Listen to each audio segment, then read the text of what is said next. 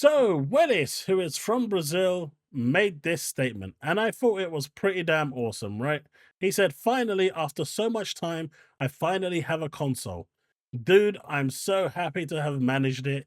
Now, me and my nephew can play as much as we want. I have so much to thank xCloud for providing me with gaming all this time without having a console, and now I can have everything, which is awesome, right?" And so I posted, "This is amazing and just shows just how valuable cloud gaming in general is to people. It connects people, it keeps people playing. Cloud gaming is so awesome, man." And honestly, since I got my new TV, my LG C5 65-inch OLED, I've set up my GeForce Now, my xCloud, my Luna, and I just literally go through the apps and boot the games up through the cloud. I've got a gigabit connection. I'm using my Xbox controller on the TV. I've got a dedicated controller for it. And honestly, I've been playing Ninja Gaiden and other games, and I'm not noticing anything that's actually causing me an issue. Now, I haven't tried Call of Duty or games like that that could potentially have a problem, but I will do, and I'll make another video and tell you what I think about that because I'm really impressed with the way the games are running just off the TV. Now, obviously, they're not running off the TV, but the TV is a portal to the cloud service, and it runs great. Really, really, really good. In fact, I'm getting 4K at 120 FPS on Ninja Gaiden. Obviously, it's not a demanding game, but it just runs so smooth. It's just so good. So cloud gaming has definitely come a long way. I appreciate it's not for everyone, but hey, for those that can use it, I still see it as the future of gaming. I see this as where gaming is going, and ultimately, this is where we're going to land. Even people now that I see with their Xbox ROG Ally X's or Xbox Ally X or their Steam Decks, they're still going through cloud gaming in order to play a lot of the games when they're inside, their home, because you just get a better experience. Why wouldn't you? So, I said that cloud is a good option for people, but probably I'll never use it. And I'm like, it's it's it's heading that way, whether people like it or not. I'm using an all-wide connection with business class internet. It's far from what I'd consider acceptable. He's clearly got bad internet, and that's that. There's no two ways about it. Yep, cloud is why the next gen folk really don't need to rush out and buy if the console is so expensive. The hardware sales will suck, but with decent internet, people can have the same experience without putting so much money down. The Series S will last quite some time because with the Series S, even if those games aren't playable from the next generation, they will be through the cloud. It will eventually become a cloud machine, which is, fine for what the hardware is.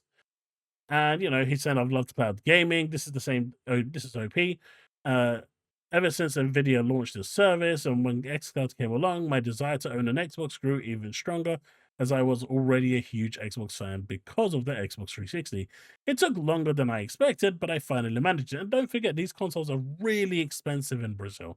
So to get like a Series X or a PS5 is going to cost an arm and a leg, probably a kidney too."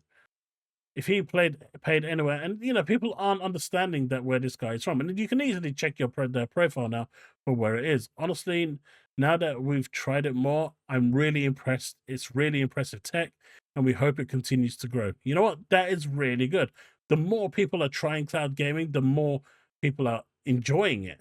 Indeed, even PlayStation that have hating on it finally admits how amazing cloud gaming is after they got subpar quality on their cheap Android tablets. Ever since cloud gaming went to PS Portal, they've gone mad over it. Pre PS Portal getting the cloud gaming, it was trash, but now it's the greatest thing since sliced bread. Crazy how that happens. And it just continues. Obviously, then you're gonna have to have a Linux bro come in and just like, why Linux bros, man? We're not even talking to you. And of course, there's the PlayStation fanboy, G-Rod. But hey, another cloud gaming shill with checkmark. Talk cloud gaming, and wow. I've been advocate for cloud gaming for ages. Why is this got to do anything with? And anyway, every PlayStation fanboy is advocating for cloud gaming. So what is he even talking about? I don't even know. But this is really cool news. This is really great, and I'm happy that he's enjoying it. But it just goes to show just how good and amazing cloud gaming has become. It isn't the the latency lag fest that it used to be. And yes, xCloud does have ways to go in terms of upping the resolution. I think now they can hit 1440p, which is great. They've got a bit of ways to go to 4K if they really want to go that way, but that's going to cane your bandwidth, and if you're on a metered charge, that's going to absolutely ruin everything for you. So maybe there's a reason why Microsoft hasn't gone that far, but I think it's worth having options for those like us in the UK who don't have a metered way of paying for our internet. We just pay our monthly bill and can use it as much as we want within fair use.